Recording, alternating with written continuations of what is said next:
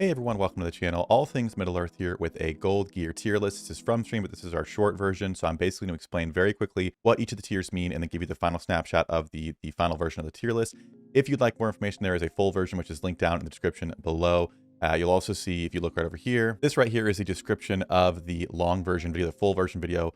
So as you can see, everything is broken down. Each item has a different timestamp. So even if you're not wanting to watch the whole video, which is over an hour long, it's the conversation for every single one of these, but you want to check on a few or a certain, type or whatever, those are all right here for your convenience. So maybe you don't want to watch the full long version, but you want a little bit more information than just the final snapshot. You can go to the long version and check out the description. It's got those right there, and you can go up to the play bar and see that the description has the different things here. So again, feel free to check that out if you want more information, but all that out of the way, let's go ahead and jump into the actual tier list.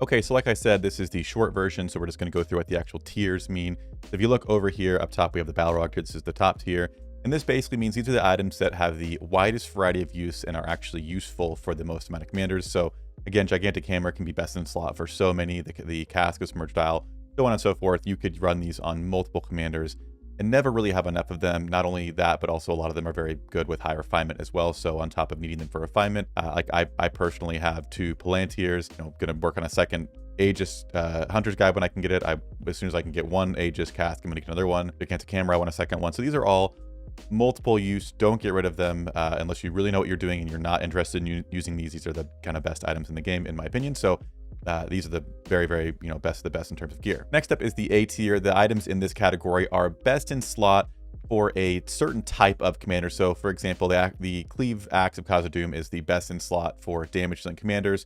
You got something like the Maras range, which is like the best accessory for mounted commanders. So it covers a type of commander, but depending on your account, you may only make use of one of these or potentially none of them. I mean, some people don't run mounted commanders or damage commanders, so you might not make use of any of these.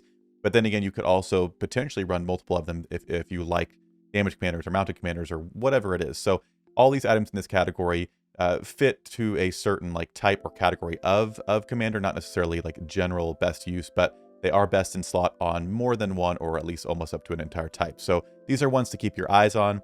And again, if you are running multiple types of damage commanders, you might look to keep multiple axes like this, but you might not run them. Like I'm not a huge fan of them, so I don't usually keep these, but there could be other ones that I would keep multiple of in this category here. So this is kind of the best in slot for a type, but not quite as good as the ones in the Balrog tier. Next up is the best in slot, the B category. It's the best in slot for 1 and 2. And basically what this means is it's like the next step down from the A tier, where it's not an entire type, but in terms of commanders in the meta, you can find use for at least one of them, sometimes 2 of them with these. Again, like the Elven White Knife, for example, is the best in slot for Gil. And there are other Elven buffing troop commanders you can use this on. But when you start looking at who's actually in the meta, you might get like up to 2 of ones that at least I regularly see. Obviously, your experience can vary based on your server or if you're non-role player roleplay, but for the most part, people aren't usually going for 2 Elven White Knives before they go for like 2 Gigantic Hammers, for example. But again, similar things with like the Reckoning or the Reach of the Riddermark. Again, it's for mounted commanders, but there are other options depending on if it's a ranged build or a focused damage commander like Gandalf the White, who might use something like a Noldor Sword. So it doesn't catch all the mounted commanders. They are usually best in slot for at least 1, sometimes 2, depending on your account. So these are ones I would definitely look at before you get rid of. And there's great potential you might end up saving them, but again, not quite as general use as the like for a whole category of commander, like a damage type, like the one in the A tier. Second to last is the niche category. These are ones that you'll probably get rid of. Again, if you'd like explanation on some of these, because I think some of these might get pushed back, but if you'd like explanation, please check out the longer video because we actually go through the conversation about it.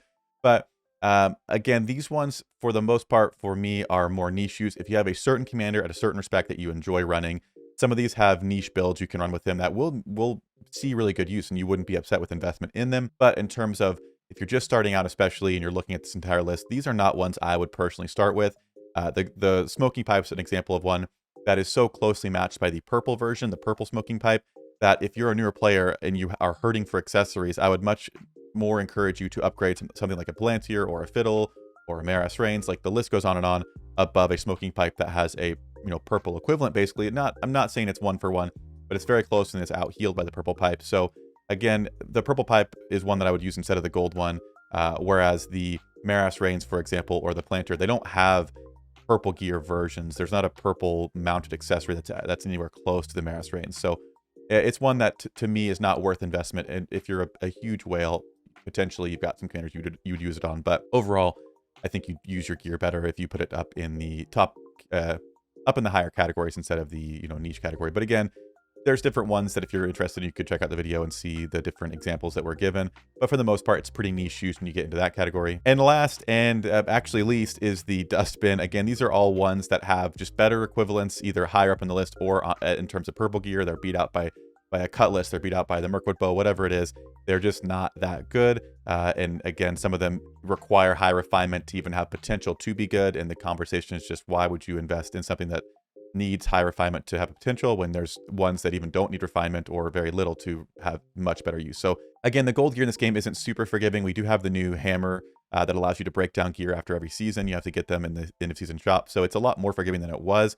But still, with any gear, I would double check, make sure, check the effects. And it's always account specific. So try and, again, like the Discord's a great place to join because you can ask questions. You could post a screenshot and say, hey, just got the Mirkwood Thorns with whatever it is.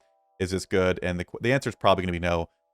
But it's a great place to double check if you're unsure on what exactly to do. But for the quick reference, the ones that are lower on the list are usually safe to invest in and put into the ones higher on the list for the most part. But it is a little bit account specific and it's a little bit preference specific. But I just want to give a very quick snapshot of what these tiers actually mean.